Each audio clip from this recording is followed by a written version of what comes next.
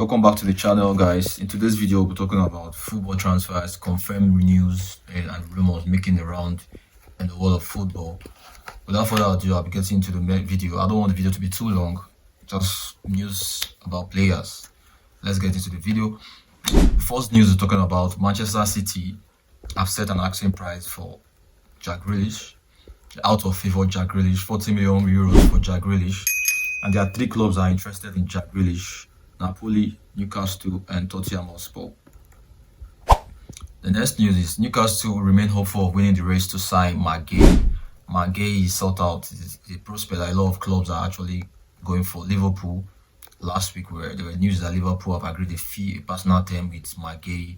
And now, today's news, they're talking about Newcastle and remain hopeful of signing Marc Guéhi. So let's see how that goes.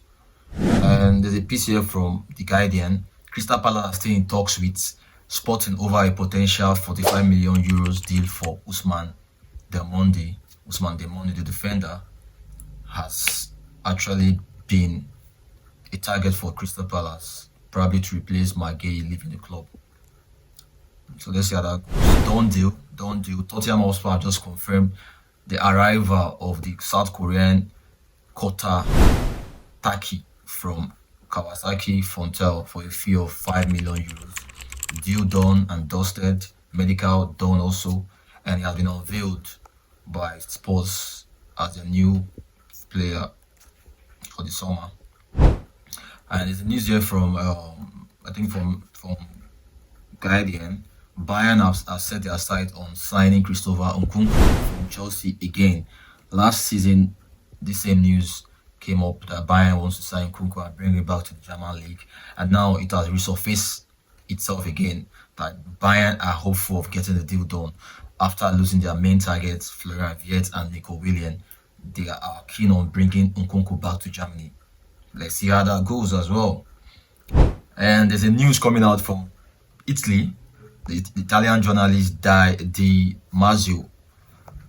He said Roma will come forward to try and sign Rasmus Hojlund in the next few days. Manchester United valued the player for 45 million euros, which is too high for Roma, but there are still talks on either signing him or permanently or probably on loan. So let's see how that goes. Inter Milan are concerned, that Man City or Barcelona will trigger the release clause of Denzel Dumfries for a fee of 25 million euros, which is a cool, very, very, very low price for, like I say, one of the best right wing back out there. And they said that the release clause is set to be active until the 15th of July. So let's see if Manchester City or Barcelona will be triggering that release clause, because they both need a right back, and it's also a big win for them. PSG are in the news again. PSG are demanding a not fee of 50 million euros for Randal Colomwani, which is too expensive for Juventus.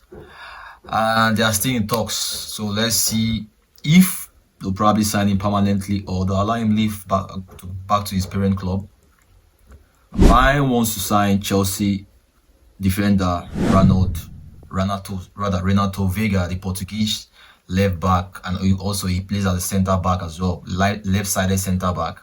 He was on loan in Juventus and is back to his parent club in Chelsea, and Bayern wants to sign him. That's a piece from Atleti. So let's see if that will probably happen or not.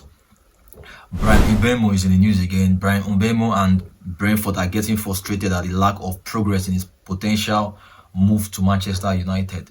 Earlier last 2 weeks, already about Tottenham Hotspur were actually going in for Bryan Mbeumo, and they tabled, I think, a fee of 62 million pounds, which was below the fee that Brentford wants for Bryan Mbeumo. And later on, we heard that Tottenham has stepped down from the deal, which has actually given Manchester United a very big advantage. But right now, the deal is stalled and the two clubs are still in negotiation. So let's see if before the end of this week the deal will be done for Bryan Mbeumo to join Manchester United. And there's a news coming out from Nottingham Forest. Nottingham Forest are targeting PSV winger Yohan Bakayoko as a replacement for Elanga. Antonio Elanga is looking set to join Newcastle United.